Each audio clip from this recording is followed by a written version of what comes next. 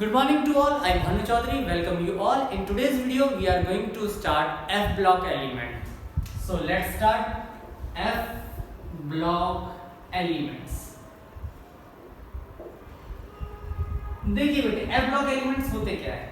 F block elements के बारे में सिर्फ इतनी सी बात समझेंगे आप कि F block elements वो elements होते हैं जब उनका इलेक्ट्रॉनिक कन्फिगरेशन लिखा जाए, उनके एलिमेंट्स के इलेक्ट्रॉनिक कन्फिगरेशन लिखा जाए तो लास्ट इलेक्ट्रॉन कहाँ आए? F शब शेल के अंदर आए। कहाँ आए? F शब शेल के अंदर।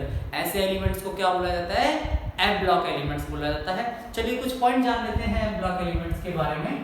सो फर्स्ट पॉइंट तो यही है, F block elements are those elements, F block elements are those elements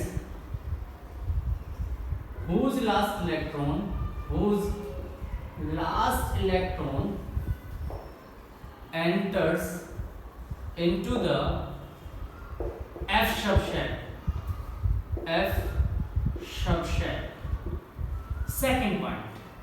second point आएगा जो F ब्लॉक एलिमेंट्स होता है उसके पास टू सीरीज होती हैं, लैंथेनॉइड्स एंड एक्टिनॉइड्स।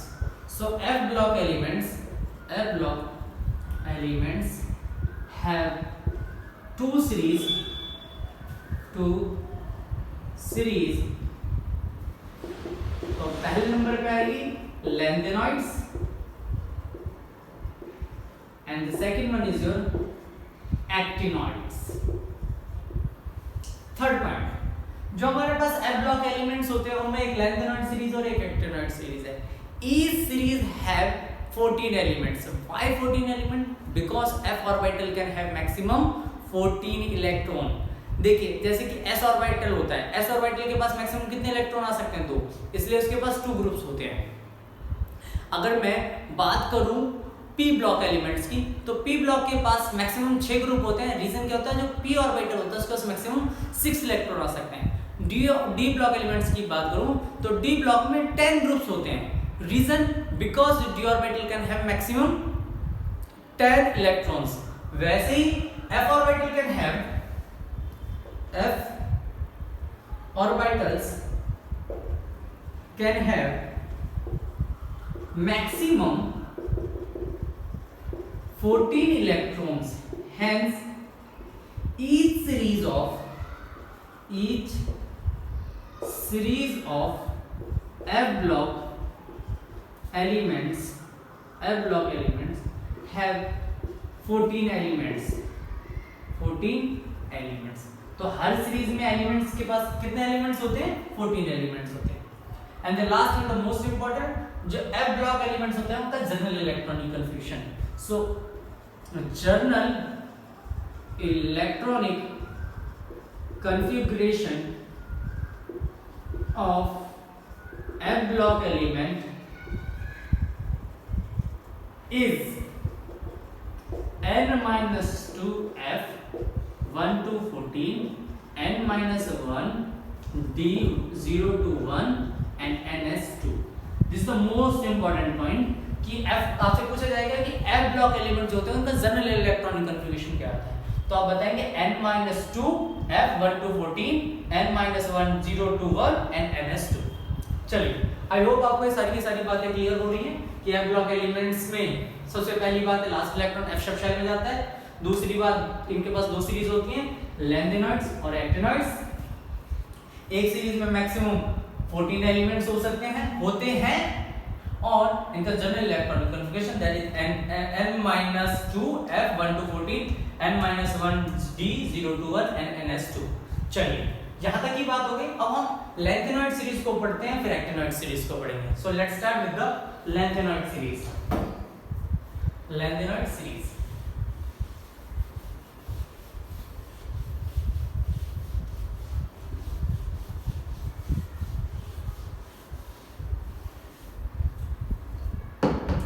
शुरू करते हैं लैंथेनॉइड सीरीज। लैंथेनॉइड्स देखिए लैंथेनॉइड शुरू कर रहे हैं तो लैंथेनम से ही करेंगे। देन हमारे पास आएगा लैंथेनम का cerium, praseodymium, neodymium, promethium, samarium, europium, gadolinium, terbium, dysprosium, holmium, erbium, thulium, ytterbium and lutetium. These are the elements जिनके लिए हम बात करने वाले हैं। कौन कौन से एलिमेंट हैं? Lanthanum, cerium, praseodymium, neodymium, promethium, samarium, europium, gadolinium, terbium, dysprosium, holmium, erbium, thulium, ytterbium and lutetium. These are the elements. चलिए अब इनके एटॉमिक नंबर की बात करते हैं। एटॉमिक नंबर शो होगा 57 से, देन 58, 59, 60, 61, 62, 63, 64, 65, 66, 67, 68, 69, 70 एंड 71। देखिए अगर आप यहां से शुरू करेंगे तो आपके पास 14 एलिमेंट्स होंगे। आप एक बार चेक कीजिए कि कितने एलिमेंट्स हैं आपके पास। 14 एलिमेंट्स हैं। चलिए अब आपने ये चेक कर लिया कि 14 एलिमेंट हैं और इनके नाम। अब इतने सारे एलिमेंट्स हैं, इनके नाम याद रखने का कोई तरीका तो होना चाहिए, नहीं तो याद करना बड़ा मुश्किल हो जाएगा। तो याद करने का एक तरीका मैं आपको सिखाता हूँ कि आपको कुछ एलिमेंट्स को याद रखने के लिए आपको एक टूर याद रखना है कि आपके कुछ 4 फ्रेंड्स हैं, जो 4 फ्रेंड्स हैं वो यूरोप गए घूमने के लिए, और जब वो यूरोप गए तो उनकी तबीयत खराब हो गई, उनको डायरिया हो गया, तो वो लौट के आ गए। आपको सिर्फ एक कहानी याद रखनी है लैंथेनम के लिए कि 4 दोस्त थे, यूरोप गए घूमने के लिए, यूरोप गए तो वहां उन्हें डायरिया होगा और वो लौट के वापस आ गए। अब इस बात को कैसे लिखेंगे? 4 दोस्त कौन कौन से हैं? 4 दोस्त हैं Selina, Promila and Pammi Simmi Europe गए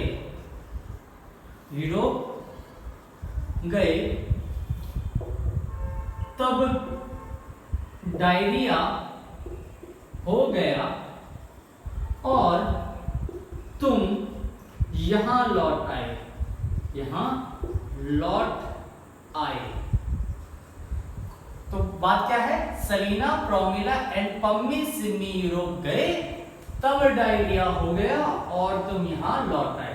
देखिए सेलिना से याद रहेगा सेलिनियम, देन प्रोमिला से क्या याद रहेगा? प्रोमीथियम, एंड से एनडी, पम्मी से पीएम, सिम्मी से सीएम, यूरोप से ईयू, गए से जीडी, तब टीबी, डायरिया डीवाई, हो और ईआर, थुलियम तुम, टीएम, यहां वाईबी एंड लॉट एलयू।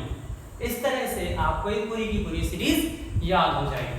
चलिए इतना होने के बाद में अब हम इनके इलेक्ट्रॉनिक कॉन्फ़िगरेशन को और पढ़ना चाहेंगे।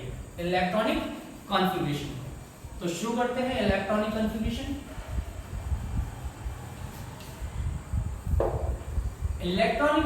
देखिए 57 एटॉमिक नंबर है। तो इससे पहले का एक noble element that is xenon 54 हम लेंगे, देन हम लेंगे 5d 1 4s2 54 55 56 एंड 57, देन हम 4f2 5d0, यहाँ पे 6 आएगा sorry 6s2, then 4f3 5d0 6s। Xenon लिखते चले जाएंगे। अगर मैं आपको ध्यान से बात बताऊं तो सब में सिर्फ f के अंदर इलेक्ट्रॉन्स बढ़ते चले जाएंगे।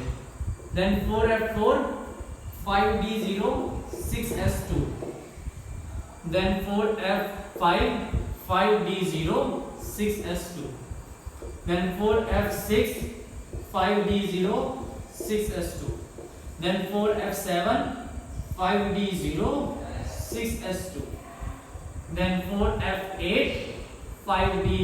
देखिए 8 नहीं आएगा, हाफ इट जो होता है वो मोस्ट स्टेबल होता है, इसलिए मैं 8 नहीं लूंगा। 8 की जगह क्या लिखूंगा? 4f7 5d1 6s2। ठीक है, तो इस बात को आप याद रखेंगे कि जो गैडेलियम होता है वो एक्सेप्शनल केस होता है because of half field. Because of half field हम 8 नहीं लिखेंगे, हम क्या लिखेंगे? 4f7 5d1। चलिए इससे आगे 8 तो अपना हो गया, देन हम क्या आएगा फिर 9, then 4f9 5d0 6s2, 4f10 5d0 6s2, 4f11 5d0 6s2, 4f12 5d0 6s2, 4f13 5d0 6s2, 4f14 5d0 6s2। क्या अब एक और इलेक्ट्रॉन फिल किया जा सकता है इसके अंदर? नहीं, इसलिए हम नेक्स्ट इलेक्ट्रॉन यहां फिल करेंगे 4f14 5d1 6s2। क्या आपको ये सारी बातें समझ में? इसमें आपको सिर्फ इतनी सी बात याद रखनी है, F2 F3 F4 F5 F6 F7। 8 नहीं आएगा, 8 की जगह पे हाफ फिल्ड होने की वजह से 14 फुल कंप्लीटली फिल्ड होता है और हाफ जो फिल्ड होता है वो दोनों ज्यादा स्टेबल होने की वजह से 7 7 और 14 14 टू टाइम्स आएगा। देन 9 10 11 12 13 14 15 नहीं आएगा, उसकी जगह 14 देन 5d1 आएगा। चलिए, this is all about the electronic configuration which is very important for that block elements. यहां तक की बात होने के बाद कुछ प्रॉपर्टीज पढ़ लेते हैं लैंथेनॉइड्स की। So let's start the properties of lanthanoids. Properties of lanthanoids, देखिए पहली प्रॉपर्टी है प्रॉपर्टीज ऑफ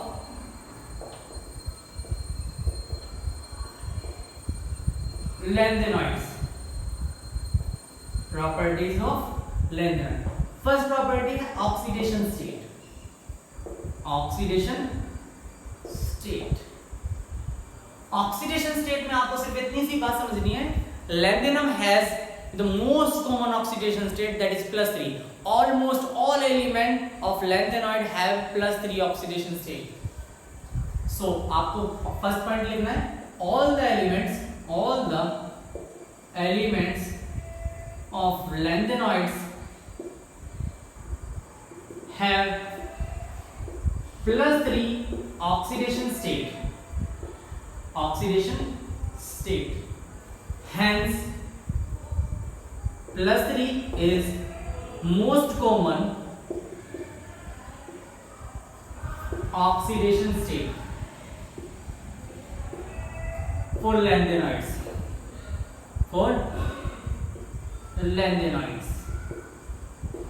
इतनी बात समझ में आने के बाद सेकंड पॉइंट जो आपको समझना है वही समझना है, क्या +3 के अलावा भी कोई ऑक्सीडेशन स्टेट होती है लैंथेनॉइड्स में? जी हाँ, बिल्कुल होती है, +2 and +4।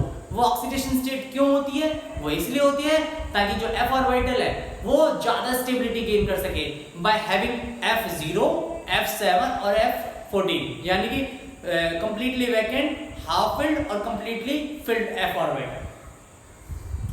Lanthanoids can also have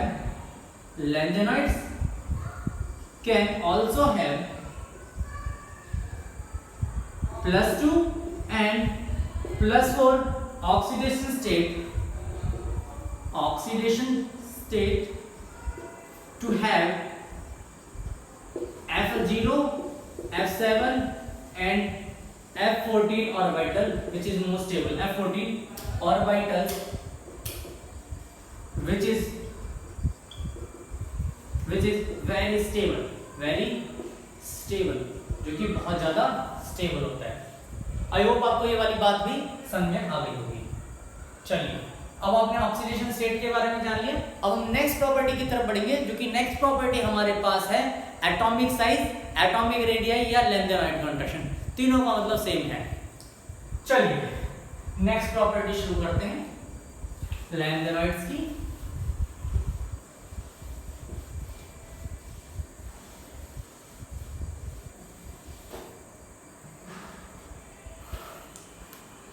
तो सेकंड प्रॉपर्टी जो है एटॉमिक साइज और रेडियस। एटॉमिक साइज और रेडियस, इसमें आपको एक बात याद रखनी है कि देखिए एटॉमिक साइज और एटॉमिक रेडियस मेनली दो फैक्टर्स पे डिपेंड करता है। मेनली पहला फैक्टर होता है factors on which atomic size generally depend. Atomic size generally depends. देखिए जो मेरे पास एटॉमिक साइज है वो जनरली दो बातों पे डिपेंड करता है। First is your Z effect, जिसको हम इफेक्टिव न्यूक्लियर चार्ज भी बोलते हैं। Effective nuclear charge, and second one is your screening effect or shielding effect. Screening or shielding effect. चलिए एक एक करके पढ़ लेते हैं। सबसे पहले हम Z इफेक्ट को पढ़ेंगे, यानी कि इफेक्टिव न्यूक्लियर चार्ज को।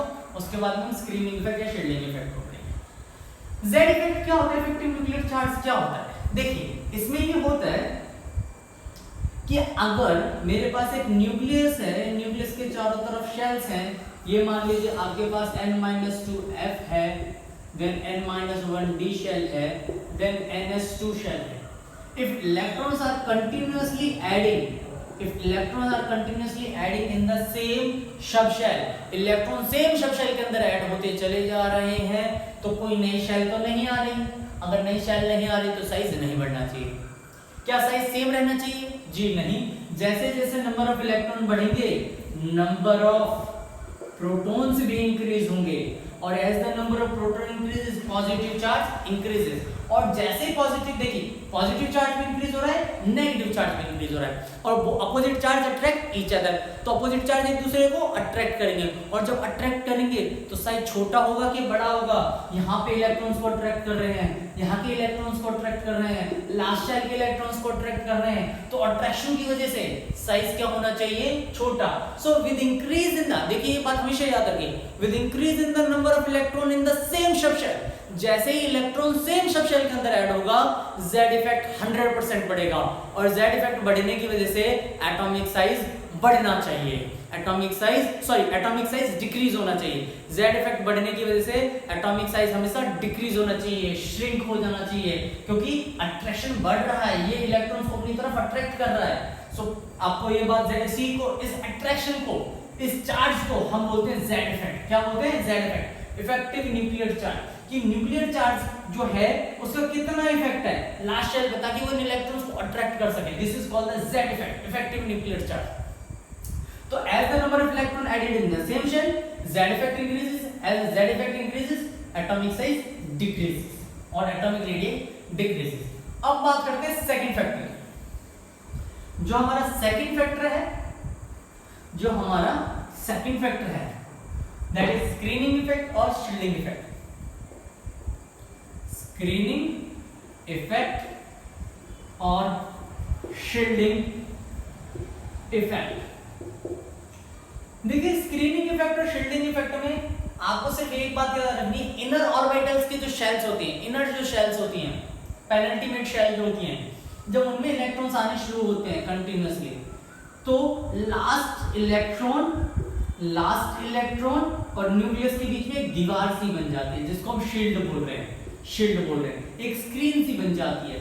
न्यूक्लियस और लास्ट इलेक्ट्रॉन के बीच में एक दीवार सी बन जाती है, एक शील्डिंग सी आ जाती है। ये छुपा लिया इसने, लास्ट इलेक्ट्रॉन और न्यूक्लियस के बीच में एक दीवार बना ली।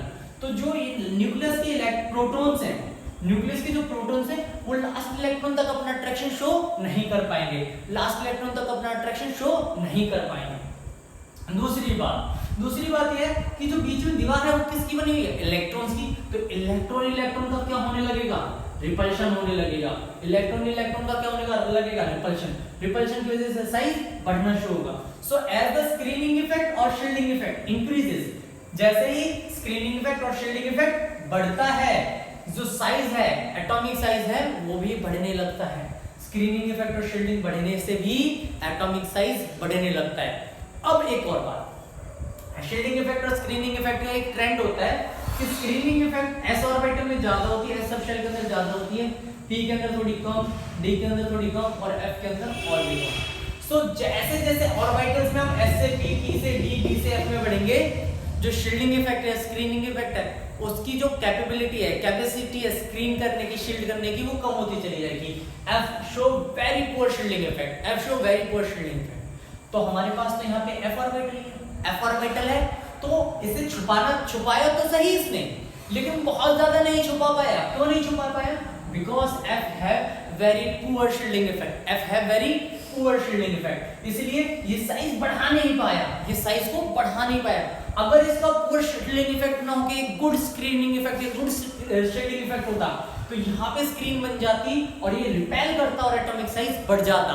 लेकिन f ऑर्बिटल है वेरी पुअर शील्डिंग इफेक्ट। अगर इसका पुअर शील्डिंग इफेक्ट होगा तो ये साइज को बढ़ने नहीं देगा, साइज को बढ़ने नहीं देगा। हालांकि ये रोकेगा अट्रैक्शन को रोकेगा, लेकिन साइज नहीं बढ़ पाएगा। सो अगर मैं ओवरऑल देखूं तो Z इफेक्ट जो होता है वो डोमिनेटिंग फैक्टर होता है F ऑर्बिटल्स के अंदर, F सब शेल्स के अंदर, जिसकी वजह से साइज डिक्रीज होता है। हालांकि साइज बहुत ज्यादा डिक्रीज नहीं हो पाता, बिकॉज स्क्रीनिंग इफेक्ट तो है ही ना, स्क्रीनिंग इफेक्ट बढ़ा नहीं पाया, लेकिन घटाने से तो रोकेगा ना। इंक्रीज नहीं कर पाया साइज को, लेकिन डिक्रीज करने से तो रोकेगा ना। दैट्स व्हाई जो मेरे पास शील्डिंग इफेक्ट होगा, स्क्रीनिंग इफेक्ट होगा, पुअर होने की वजह से कोई ना कोई इफेक्ट उसका जरूर होगा, जिसकी वजह से साइज बढ़ तो नहीं पा रहा, लेकिन बहुत कम भी नहीं हो पाएगा, बहुत डिक्रीज भी नहीं हो पाएगा। सो आप कह सकते हैं एटॉमिक साइज और एटॉमिक रेडियाई में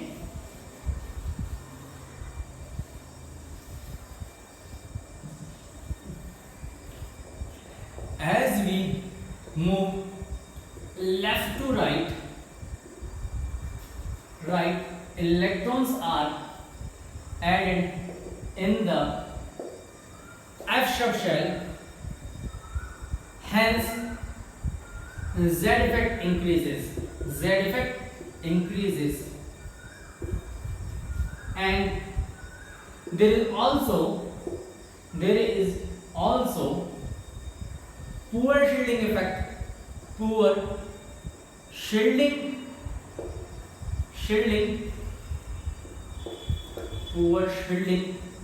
or screening effect. Although Z effect is dominating factor,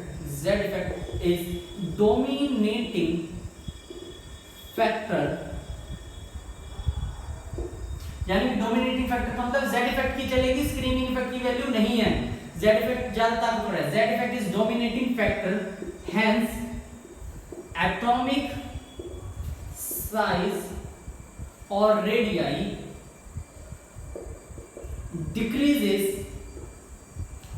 decreases from left to right. It is also known as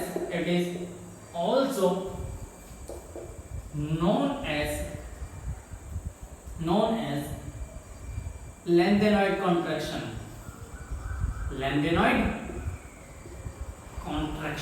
इसे lengthenoid contraction भी बोला जाता है। देखिए मैंने बताया जैसे हम लेफ्ट से राइट में जाएंगे, इलेक्ट्रॉन कहाँ ऐड हो रहे हैं? F सब शेल के अंदर, इसलिए Z इफेक्ट बढ़ रहा है। Z इफेक्ट की वजह से अट्रैक्शन बढ़ेगा न्यूक्लियस और लास्ट इलेक्ट्रॉन के बीच में। There is also a poor shielding effect. poor shielding effect भी है, जिसकी poor shielding effect भी है, जबकि dominating factor Z इफेक्ट ही रहेगा, जिसकी वजह से एटॉमिक साइज होगा वो डिक्रीज होगा। हालांकि बहुत ज्यादा डिक्रीज नहीं होगा, बहुत ज्यादा चेंज नहीं आएगा। लैंथेनियम से सेरियम, सेरियम से प्रोसोडामिनियम में जाएंगे तो एटॉमिक साइज बहुत ज्यादा डिक्रीज नहीं होगा, लेकिन डिक्रीज ही होगा। Left to right it is also known as lanthanoid contraction. इसे क्या बोला जाता है? लैंथेनॉइड कॉन्ट्रैक्शन भी बोला जाता है। क्या आपको ये वाली बात समझ में आ रही है कि लैंथेनॉइड कॉन्ट्रैक्शन क्या होता है? क्योंकि lanthanoid contraction is very important for F block elements. चलिए अब लैंथेनॉइड हो गया, तो अब हम इसके कॉन्सिक्वेंसेस जान लेते हैं कि what are the consequences of lanthanoid contraction. तो मेन 3 कॉन्सिक्वेंसेस हैं लैंथेनॉइड कॉन्ट्रैक्शंस के, जिनको हम जान लेते हैं। Consequences of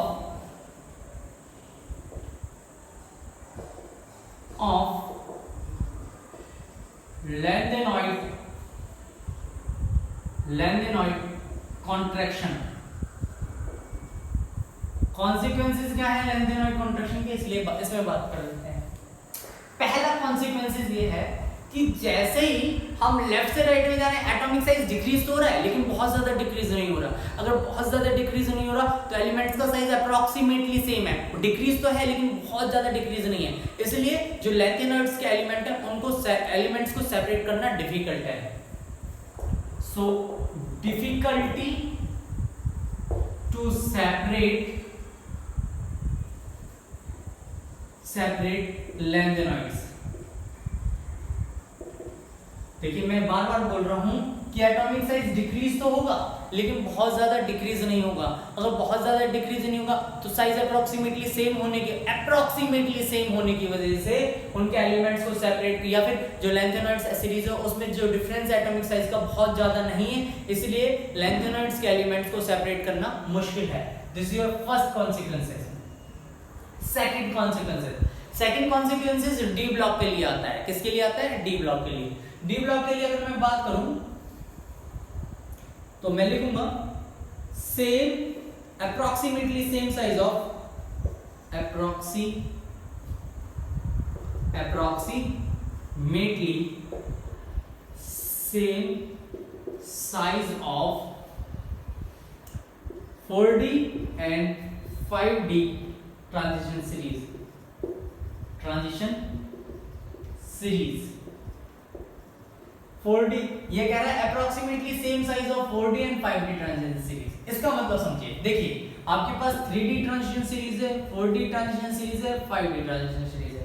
3D शुरू होती है लैंथेनम से, सॉरी स्कैंडियम से, देन मेरे पास यूट्रेनियम से, फिर इसके बाद में मेरे पास है लैंथेनम से। Scandium, titanium, vanadium, chromium, manganese, यहां से चालू होगी यूट्रेनियम, जिर्कोनियम, नाइकोबियम, मोलिब्डेनम, देन लैंथेनम, सेलेनियम जो पढ़ रहे हैं। जब मैं 3D से 4D में जा रहा हूं, जनरली देखिए मैं लिख देता हूं, generally if we move down the group atomic size increases because of increase in new subshell, hence अगर मैं देखूं 3D से 4D में जाएंगे तो साइज इंक्रीज होगा, hence atomic size of 4D is greater than 3D series। ये वाली बात समझ में आई आपको कि जनरली जैसे ही हम नीचे जाते हैं, डाउन द ग्रुप जाते हैं, 3D से 4D में या किसी भी सीरीज में जाते हैं, जनरली एटॉमिक साइज इंक्रीज होता है बिकॉज नंबर ऑफ शेल्स बढ़नी शुरू हो जाती हैं। Generally as we move down the group atomic size increases because the increase in the number new subshell, hence atomic size increase. Generally atomic size of 4D is greater than 3D series. लेकिन अगर मैं 4D से 5D में जाता हूं तो size क्या होना चाहिए था? इंक्रीज होना चाहिए था। लेकिन 5D में क्या आ गया? लैंथेनम्स के सीरीज से आगे पीछे में कौन से आ गए? लैंथेनम, यानी कि लैंथेनॉइड कॉन्ट्रैक्शन आ गया। लैंथेनॉइड कॉन्ट्रैक्शन आने की वजह से 4D और 5D के एटॉमिक साइज अप्रोक्सीमेटली सेम होता है। But as we move 4D to 5D series, 4D to 5D series, because of lanthanoid contraction, because of lanthanoid contraction, atomic size is approximately same. Atomic size or radii is approximately same. Is approximately same. Approximately क्या हो जाएगा? Same हो जाएगा। तो second factor में ये है कि जो 4D और 5D सीरीज होते हैं approximately same size of 4D and 5D series. इसका भी रीजन क्या है? Lanthanoid contraction. आई होप आपको ये वाली बात भी समझ में आ रही होगी। अब थर्ड पॉइंट पे बढ़ते हैं। थर्ड कॉन्सिक्वेंसेस क्या है लैंथेनॉइड कॉन्ट्रैक्शन का, इसके लिए बात कर लेते हैं। जो थर्ड कॉन्सिक्वेंसेस है that is related to the basic character. Size decrease हो रहा है, हालांकि कम हो रहा है, और साइज डिक्रीज होने का मतलब है बॉन्ड लेंथ भी कम होगी।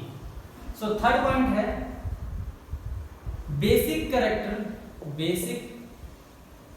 Character of lanthanoids decreases from left to right, from left to right. जैसे मैं लेफ्ट से राइट में जाऊंगा लैंथेनॉइड्स का जो बेसिक कैरेक्टर है वो क्या हो जाएगा? डिक्रीज हो जाएगा। देखिए एक बात सोचिए, आपके पास एक मेटल है, उसके बाद में एक OH ग्रुप लगा हुआ है, यहाँ पे साइज बड़ा है, लेफ्ट से राइट में जाएंगे तो साइज क्या होता चला जाएगा? डिक्रीज होता चला जाएगा। और जैसे साइज डिक्रीज होगा बॉन्ड स्ट्रेंथ मजबूत होती चली जाएगी, बॉन्ड स्ट्रेंथ बढ़ता चला जाएगा। इसीलिए as we move left to right, जैसे हम लेफ्ट से राइट में जाएंगे atomic size decreases and the bond strength increases, consequently it is not easy to remove OH group, hence the basic character decreases, hence the basic character decreases। basic character का मतलब यही तो होता है OH group कितना easily निकल सकता है, जितना easily OH group निकल जाएगा उतना ही ज्यादा बेसिक होगा। यहाँ पे साइज बड़ा है तो बॉन्ड भी बड़ा है, बॉन्ड बड़ा है तो बॉन्ड इजीली टूट सकता है क्योंकि बॉन्ड स्ट्रेंथ कम हो गया। As the bond length increases, bond strength decreases. Bond length is inversely proportional to the strength of bond. Bond strength. Bond strength. तो जैसे जैसे बॉन्ड लेंथ बढ़ेगी बॉन्ड स्ट्रेंथ कम होती चली जाएगी, बॉन्ड लेंथ बढ़ेगी तो बॉन्ड स्ट्रेंथ कम हो जाएगी। यहाँ पे साइज बड़ा है तो बॉन्ड स्ट्रेंथ कम है, इजीली टूट गया, OH निकल गया, गुड बेसिक। लेफ्ट से राइट में गए, यहाँ बॉन्ड लेंथ कम, बॉन्ड लेंथ कम तो बॉन्ड स्ट्रेंथ ज्यादा, बॉन्ड स्ट्रेंथ ज्यादा इसका मतलब क्या है, OH को ग्रुप को निकालना मुश्किल है, यानी कि less basic. So this is the third consequences of lanthanoids. I hope आपको ये वाली बात भी समझ में आ गई होगी। अब हम आगे की कुछ बात कर लेते हैं। ये लैंथेनॉइड कॉन्ट्रैक्शन के बारे में हमने सारा पढ़ लिया है। अब हम पढ़ते हैं प्रॉपर्टीज ऑफ लैंथेनॉइड्स कि लैंथेनॉइड्स की प्रॉपर्टीज कौन कौन सी हैं, sorry characteristic of lanthanoids. Properties हमारी चल रही है, characteristic of lanthanoids, elements of lanthanoids. Characteristic of characteristics of elements of lanthanoids, characteristic of elements of lanthanoids। ऐसा हुआ कि characteristic of elements of lanthanoids की बात करें, इसमें क्या होगा, इसमें आप सिर्फ एक बात समझिए, जो lanthanoids होते हैं ना they are good metal। इतना समझ के तो आपको बहुत सारी बेसिक प्रॉपर्टीज पता लगे, बहुत सारी प्रॉपर्टीज पता लगे, कैरेक्टरिस्टिक पता लगे लैंथेनॉइड एलिमेंट के। देखिए शुरुआत करते हैं कलर से। फर्स्ट है कलर, अपीयरेंस लिखिए, appearance, appearance. Lanthanoid elements appear और show appear silvery white colour, यानी कि जितने भी लैंथेनॉइड एलिमेंट्स होते हैं जनरली वो देखने में कैसे लगते हैं, सिल्वरी वाइट कलर के, सिल्वर कलर जैसा दिखता है लैंथेनॉइड एलिमेंट्स का। दूसरी बात, लैंथेनॉइड्स की मेल्टिंग पॉइंट और बॉइलिंग पॉइंट की बात करें, मेल्टिंग पॉइंट की बात कर लेते हैं। They have high melting point, they have high melting point, इनका मेल्टिंग पॉइंट ज्यादा होता है। अब बात करते हैं डेंसिटी की, मेटल्स की डेंसिटी भी जनरली ज्यादा होती है। They have high density, high density, इनकी डेंसिटी ज्यादा। फोर्थ पॉइंट में हम बात करेंगे कलर को लेकर। Colour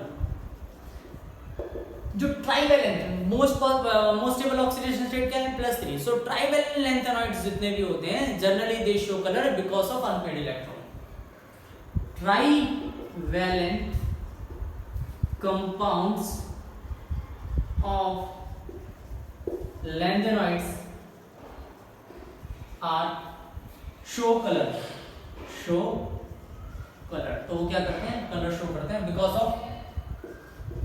of FF transition. FF के बीच में भी ट्रांजिशन होता है जिसकी वजह से वो कलर शो करते हैं। चलिए ये 4 पॉइंट आपको क्लियर हो गए। सॉरी, नेक्स्ट बात करते हैं। नेक्स्ट आएगा आयोनाइजेशन एंथैल्पी को लेकर।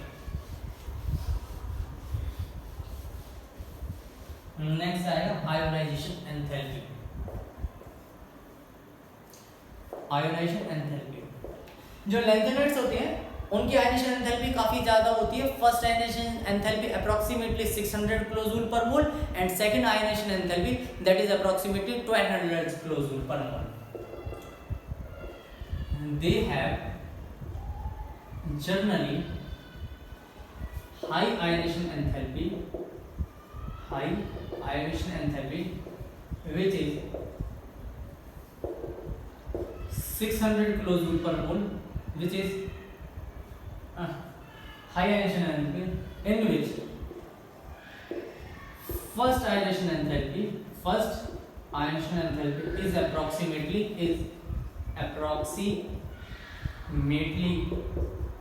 600 kilojoule per mole, and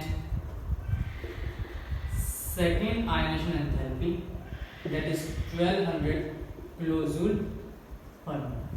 तो इनके पास जो आयनिजेशन एंथैल्पी है वो 600, फर्स्ट आयनिजेशन 600 एंड सेकंड आयनिजेशन एंथैल्पी 1200. देखिए दे हैव वेरी गुड, मतलब इलेक्ट्रॉन्स को रिलीज कर सकते हैं, ठीक है, इलेक्ट्रॉन को रिलीज कर सकते हैं, तो इसलिए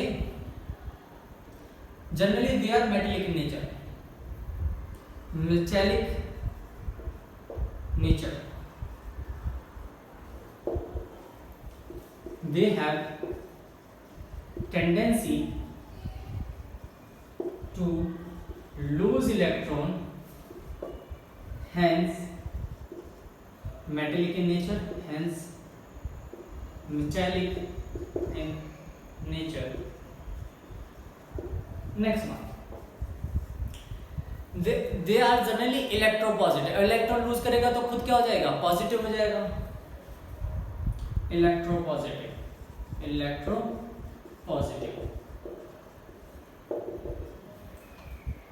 They are good electropositive element. They are good electropositive elements. वो good अच्छे electropositive elements होते हैं. चलिए आयनिजेशन एंथैल्पी हो गया, मेटेलिक करेक्टर हो गया, इलेक्ट्रोपॉजिटिव करेक्टर हो गया, रिडक्शन पोटेंशियल की बात कर लेते हैं. Standard reduction potential, standard reduction potential. Standard reduction potential में generally they show negative standard reduction potential. इनका जो स्टैंडर्ड रिडक्शन पोटेंशियल होता है वो जनरली नेगेटिव होता है. कैसा होता है, नेगेटिव. चलिए 6 पॉइंट हो गए, थोड़ी सी बातें और कर लेते हैं.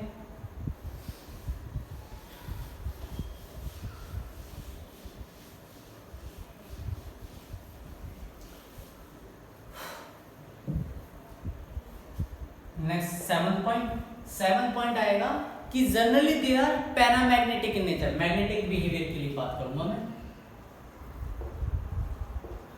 बिहेवियर, मैग्नेटिक बिहेवियर में आप लिखेंगे generally because of presence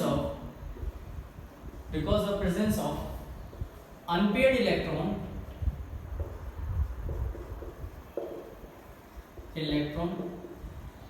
they are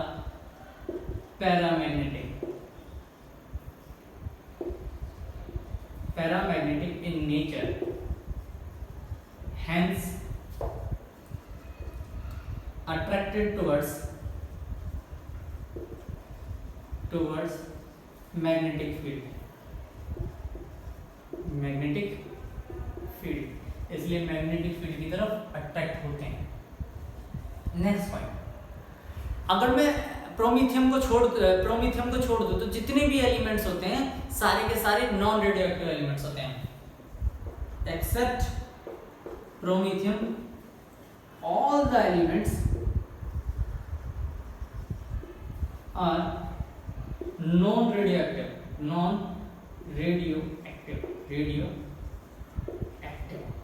तो सारे के सारे क्या होते हैं, नॉन रेडियोएक्टिव होते हैं. नेक्स्ट पॉइंट, इनकी जो टेंडेंसी होती है कॉम्प्लेक्स बनाने की वो कम होती है. They show less tendency to form complex बनाने की इनकी टेंडेंसी कम होती है. 10th पॉइंट की अगर मैं बात करूं तो जो लेंथेनॉइड सीरीज होते हैं उनके जो एलिमेंट्स होते हैं वो ऑक्सोकटाइन्स नहीं बनाते. They do not form oxocations. I hope इतनी सारी प्रॉपर्टीज बहुत हैं लेंथेनॉइड्स के लिए जो आपके लिए आपके एग्जाम के पॉइंट ऑफ व्यू से काफी है। चलिए, तो हमने आज पढ़ लिया magnetic behaviour, radioactive behaviour, complex के बारे में एंड ऑक्सोकटाइन्स के बारे में। अब हम जान लेते हैं uses of lanthanoids. Uses of lanthanoids.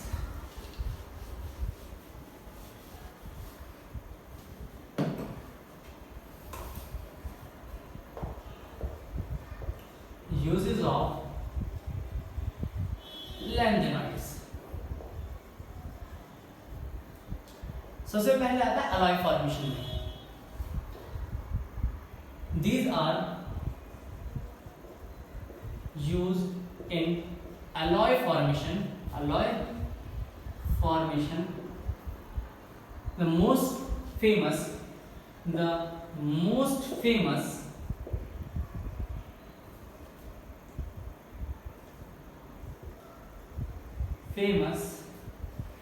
alloy of lanthanoids is mish metal.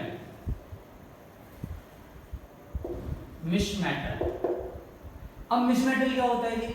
मिश metal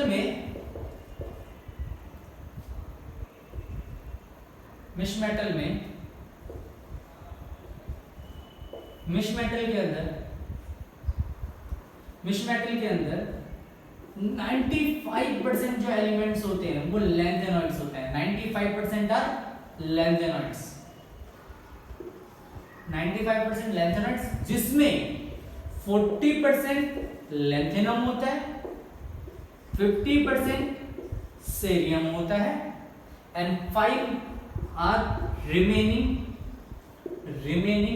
lanthanoids. ये तो जी 95 के बारे में है। 5% में क्या होता है? 5% में होता है आयरन अलॉन्ग विद और trace with sulphur, carbon, sulphur, selenium और एल्यूमिनियम। इनके साथ आयरन जो होता है वो कार्बन, सल्फर, सिलिकॉन या एल्यूमिनियम के साथ अवेलेबल होता है। तो this is all about the misch metal. एक मोस्ट इंपॉर्टेंट अलॉय है मिश मेटल, जो कि लेंथेनॉइड्स में बहुत ज्यादा पूछा जाता है। यानी कि जो अकेले लेंथेनॉइड्स होते हैं जनरली वो काम नहीं आते, अलॉय फॉर्मेशन में ही लेंथेनॉइड्स काम आते हैं। चलिए, तो this is your first use. अब बात करते हैं सेकंड यूज की। सेकंड जो यूज है लेंथेनॉइड्स का, oxides of lanthanoids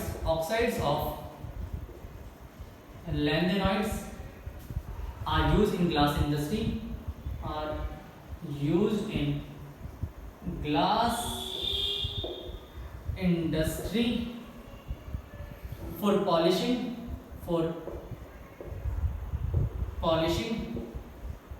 glass, for rubbing